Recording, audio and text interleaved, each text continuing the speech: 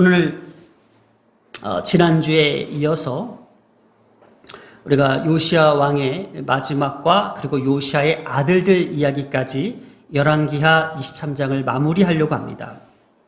우리가 앞선 22장부터 우리가 23장 30절까지 우리가 지난주까지는요, 남유다의 제16대 왕이었던 요시야의 사적을 다루었습니다.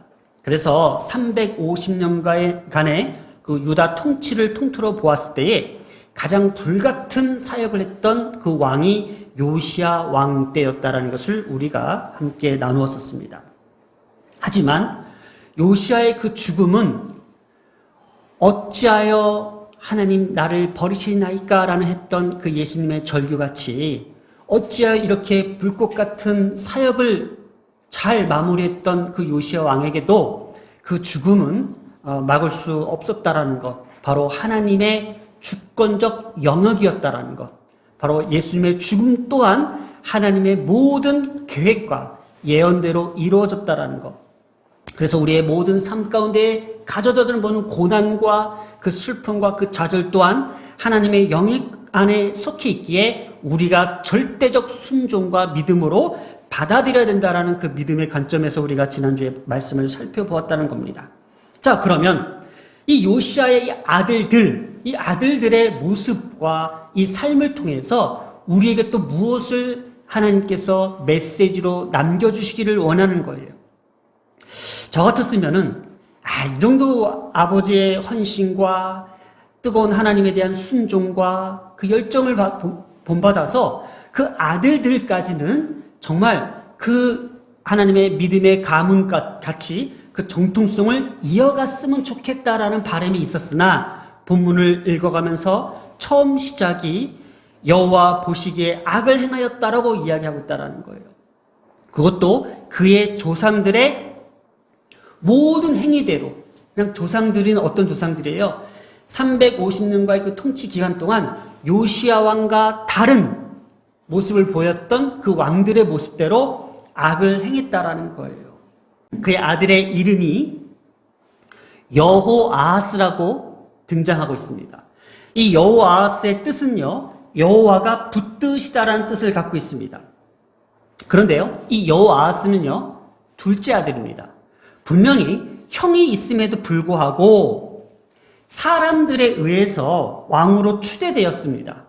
그리고 그 백성들의 기대는 아버지 때와 같이 힘과 능력으로 유다를 위협하는 그 바로 느고와 맞서기를 바랬던 겁니다.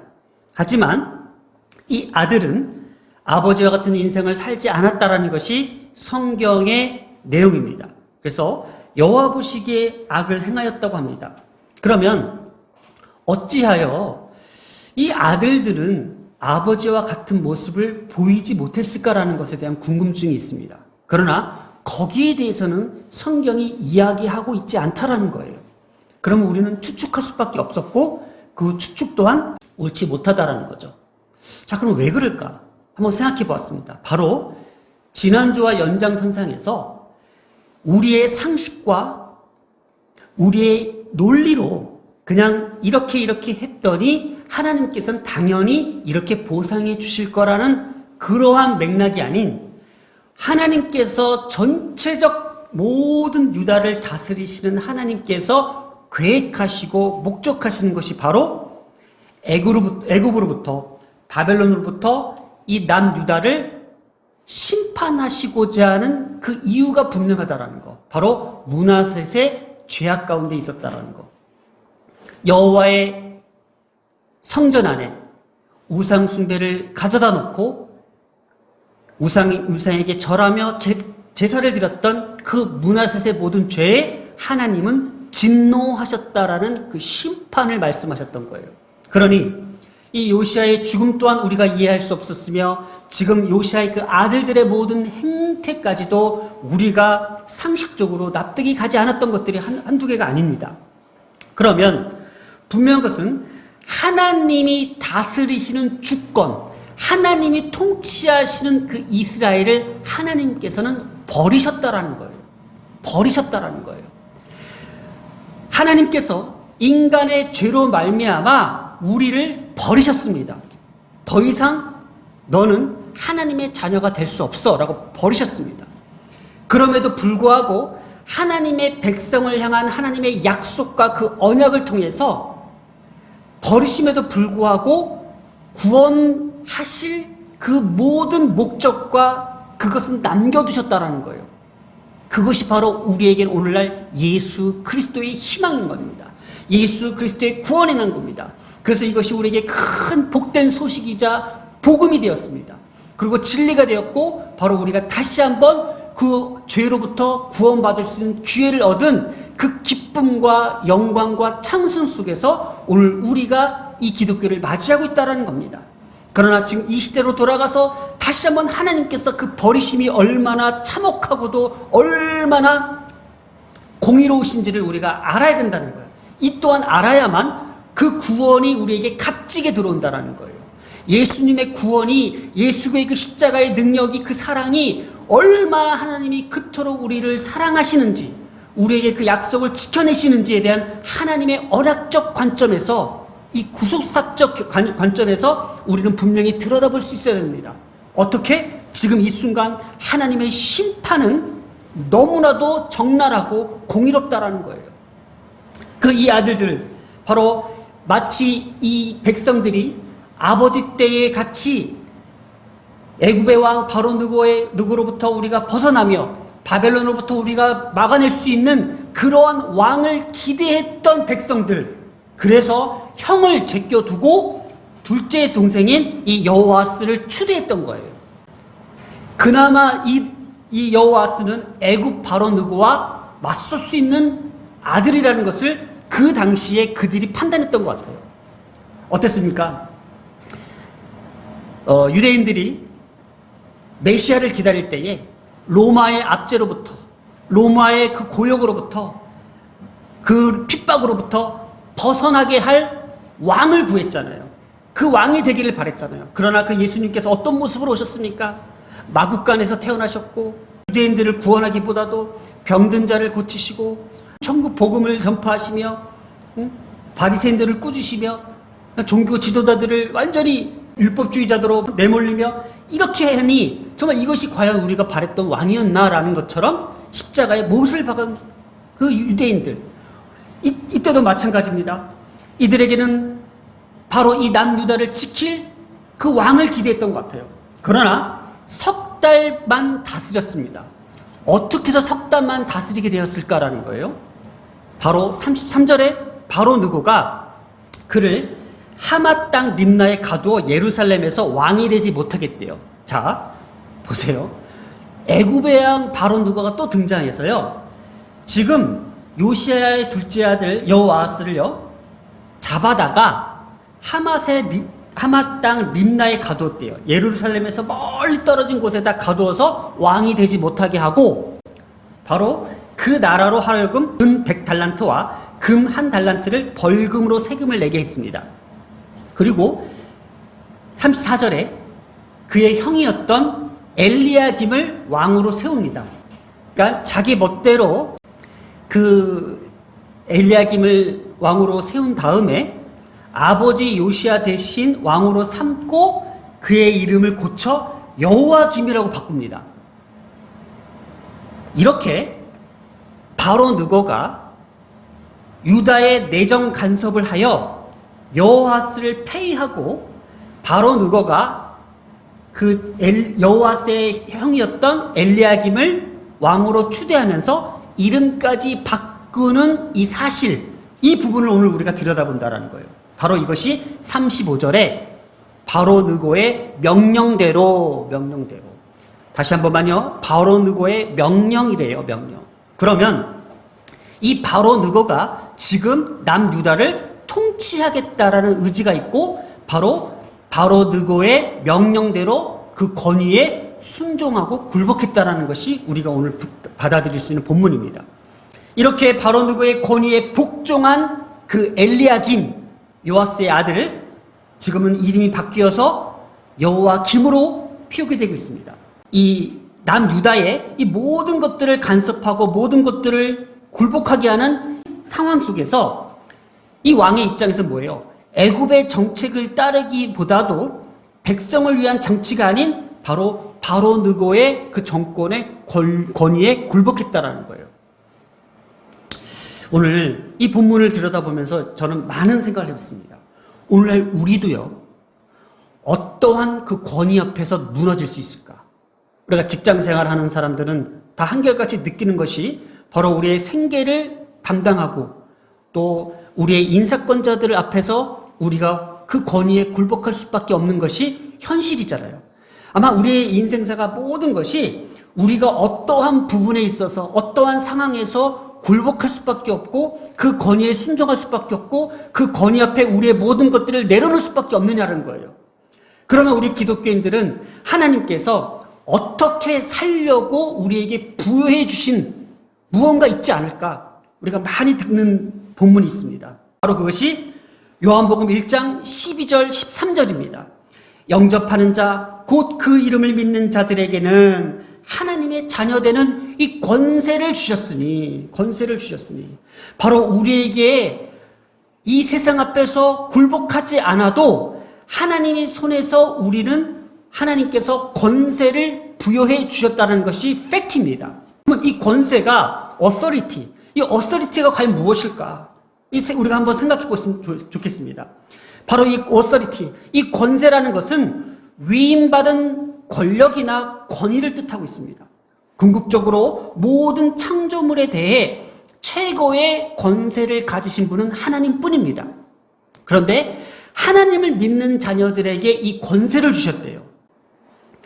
메시아이신 왕이 온 천하의 영원한 권세를 가질 것이다라는 것이 다니엘서 7장 14절과 27절에 기록되어 있다는 사실을 보면서 메시아 왕이신 온 천하의 영원한 권세를 가지실 그 예수 그리스도의 그 영을 우리 가운데에 허락해 주셨어요.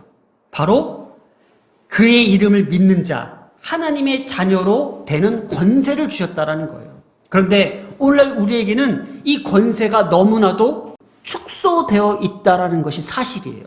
그러니 세상의 권위와 세상의 권세 앞에 우리가 무릎 꿇을 수밖에 없었다라는 것. 오늘 이 본문을 다시 한번 볼까요? 바로 느고의 명령대로 따랐다고 합니다. 바로 느고의 명령대로 따랐다는 것은 그 요시야 왕이었던 그 아버지의 그 모습을 잊어버렸던 거예요. 아버지 그 요시야는 바로 느고와 맞서다 죽었습니다. 그러면 이 아들들도 거기에 맞서서 여호와의 신앙을 가지고 그 전쟁을 치루했었어요. 그러나 그냥 그 명령에 굴복해버리고 그 권위 앞에 무너졌던 것이 바로 여호아스 그리고 엘리야김, 그 이름을 바꿔놓은 여호와김으로 이 두 아들들을 우리가 볼 수 있다는 거예요. 바꿔서 생각해 볼까요? 부모가 힘이 있어요. 어떤 권력이 있어요. 높은 사람이에요. 그런데 우리의 자녀가 세상 밖에 나가서 그냥 빌빌거리고 그냥 굽신거리고 그냥 맨날 무릎 꿇고 다닌다고 생각해 보세요. 아버지가 힘이 있는데, 아버지가 대표인데, 아버지가 사회적 위치가 있는데, 아버지 주변에는 엄청난 권력들이 있는데 우리의 자녀들이 그냥 맨날 우리 아이들이 제일 잘 쓰는 말이 그 찌질이라는 얘기인데 찌질하게 있다고 생각해 보세요. 얼마나 부모가 속상해요. 그러나 부모가 너는 내 아들이야. 내 자녀된 권세를 줬어. 내 이름으로 된 너는 내 자녀야 라고 분명히 명시하고 있는데 우리의 기독교인들이 세상 가운데에 담대하지 못하고 빌빌거리고 산다고 생각해 보세요. 하나님의 권세가 그러면 얼마나 약해 보일까? 이 권세라는 것은 헬라어로 퀴리오스테스, 바로 주관하는 자, 이 모든 것들을 주권자라는 뜻이에요. 통치자라는 뜻이에요. 다스리는 자, 바로 하나님의 그 권세를 우리에게도 주셨다는 거예요. 그래서 바울은요, 오직 그리스도만이 하나님의 완전한 권세를 가진 창조주와 피조물 사이의 중보자이심을 강조하고 있어요. 바로 이것이 예수 그리스도의 이름이에요. 오늘 우리 안에 예수 그리스도의 이름이 있습니까? In Jesus' name. 우리 안에 그 예수 그리스도의 이름이 있습니까? 우리는 하나님으로부터 부름받은 자녀된 그 권세가 있습니까? 이것이 오늘 우리가 확인하고 나가야 될 오늘 이 시간이라는 거예요. 오늘 우리는 누구의 권위를 따르겠습니까? 어떤 권위 앞에 순종하겠습니까? 영접하는 자 곧 그 이름을 믿는 자들에게는 하나님의 자녀된 권세를 주셨으니 이는 혈통으로나 육종으로 난 사람의 뜻으로 나지 아니하고 오직 하나님께로부터 난 자들이라. 오늘날 이것을 우리에게 가져다주는 이 팩트, 바로 권세를 주었던 것, 그 이름으로 말미암아 자녀된 권세를 주셨고 우리는 어디로부터 왔다고요? 하나님께로부터 왔다는 그 사실을 우리가 인정하는 순간 세상의 어떤 권세 앞에서도 그 권위에서도 우리는 굴복하지 않을 수 있다는 거예요. 바로 예수님께서 가지시고 계신 이 권세, 이 권위, 이 주권자이신 이 예수님은 과연 그러면 이 권세자가 어떻게 죽으셨냐? 그럼 왜 죽으셨어? 십자가를 부인해야 되잖아요. 십자가의 이 사건들을 부정해야 되잖아요. 아니, 그러한 권위를 가지고 감히 로마 군인들이요, 내가 누군지 알아? 내가 어디로부터 온 사람인지 알아? 근데 나를 십자가에 못 박히고 있어? 나를 과연 어떻게 하려고 그래? 이러한 주권자가 어떻게 해서 이걸 다스리지 못했냐는 거죠. 그러나 우리가 시편 34장 19절에서 20절을 잠깐 우리가 보면은 의인은 고난이 많으나 여호와께서 그의 모든 고난에서 건지시는도다. 그의 모든 뼈를 보호하시며 그 중에 하나도 꺾이지 아니하도다. 여기서 의인은 우리가 예수 그리스도라고 말할 수 있습니다. 로마 시대 때에 십자가 사형은요, 죽는 자의 고통을 감수시키기 위하여 다리를 꺾는 전례가 있었습니다. 그런데 이것을 증명하듯이 요한복음 19장 32절 33절에 자, 군인들이 가서 예수와 함께 못 박힌 첫째 사람과 또 그 다른 사람의 다리를 꺾고 예수께 이르러 이미 죽으신 것을 보고 다리를 꺾지 아니하셨다는 거예요. 자, 이것을 가져다는 의미는 예수님과 함께 못 박힌 양쪽의 두 사람들은 다리를 꺾임을 받았어요. 그러나 예수님은 꺾이지 않았다는 것이, 이 꺾이지 않는 것은 버림받지 않는다는 뜻. 바로 하나님께서 예수 그리스도가 십자가에 못 박히신 그 사실은 피할 수 없는 하나님의 주권적 목적이자 그것이 메시지라면은 그 상황에서도 끝까지 하나님께서 하나님의 자녀된 그 권세자에 대한 그 분명한 그 이유를 여기에서 보여주고 있다는 거예요. 오늘날 우리가 고통을 받을 수 있습니다. 질병에 걸릴 수도 있습니다. 실패할 수도 있습니다. 넘어질 수도 있습니다. 그러나 우리가 꺾임을 당하지 않는다는 것은 우리가 하나님으로부터 온 자들이며 하나님으로부터 받은 권세자들이라는 것입니다. 우리가 예수 그리스도를 우리가 묵상할 때에, 우리가 예수 그리스도를 바라볼 때에 예수님께서 그 보여주신 그 삶의 모든 인간적 삶의 그 모든 부분들을 우리가 볼 수 있어야 됩니다. 깨달을 수 있어야 됩니다. 그럼요, 예수님도 십자가에 못 박히셨던 것은 우리도 의인도 고난을 받으나 하나님께서 그 고난에서 건지신다고 그랬어요. 바로 부활의 능력으로 우리에게 똑같이 부여해 주신다는 거예요. 우리 시편 34절 다시 볼까요? 의인은 고난이 많다고 합니다. 그리고 여호와께서 그 모든 고난에서 건지신다고 합니다. 그리고 그 뼈를 보호하신다고 합니다. 넘어지지 않게 하며 그 보호하신다는 것은 그 중에서도 우리를 꺾이지 않게 하셨다는 거예요. 왜냐? 꺾이지 않는 상태여만 그 부활의 모습도 그대로 나타나잖아요. 예수님께서 그 형상 자체가 그대로 보존돼서 부활하셨던 것처럼 우리의 삶 가운데에 우리는 많은 고난을 당하고 또 많은 시련을 당하지만 하나님께서 우리의 뼈를 상하게 하지 않겠다라는 것, 그 뼈를 꺾지 않겠다는 것은 바로 우리에게 주어진 엄청난 특권이라는 겁니다. 오늘 이 말씀을 다시 한번 묵상해 봅니다. 하나님의 자녀가 되는 권세를 주셨습니다. 아멘. 그 권세가 여러분에게는, 이 오소리티가 여러분에게는 어떻게 자리 잡고 있습니까? 이 권세만큼 나에게 정말 큰 영광은 없다고 봅니다. 그래서 바로 예수님께서는 그 십자가의 그 고통을, 그 고난을 어떻게 극복하셨을까? 어떻게 꺾이지 아니하셨을까? 바로 하나님의 권위로 극복한 십자가였다라는 겁니다. 하나님의 권위가 있었으며 하나님의 다스림이 있었으며 하나님의 주관하심이 있었기에 꺾이지 아니하시며 그 십자가에서 부활하실 수 있었습니다. 오늘도 우리에게는 십자가로부터 극복할 수 있는 그 고난을 보여주셨던 예수님을 바라보면서 하나님의 권위가 부어지고 있으며 하나님의 권세로 부름받은 우리에게 분명하게 하나님께서는 모든 환난과 모든 여건도 십자가로 극복할 수 있는 근거를 마련해 주셨다는 겁니다. 오늘 이 시간 이렇게 기도했으면 좋겠습니다. 우리에게 고난의 시간들이 있습니까? 바로 예수님께서 하나님의 권위로 극복하셨던 것처럼, 꺾이지 아니하셨던 것처럼 우리도 십자가로 극복해 나갈 수 있도록 힘을 주시옵소서. 우리 함께 기도하겠습니다. 하나님의 자녀가 되는 권세를 주셨습니다.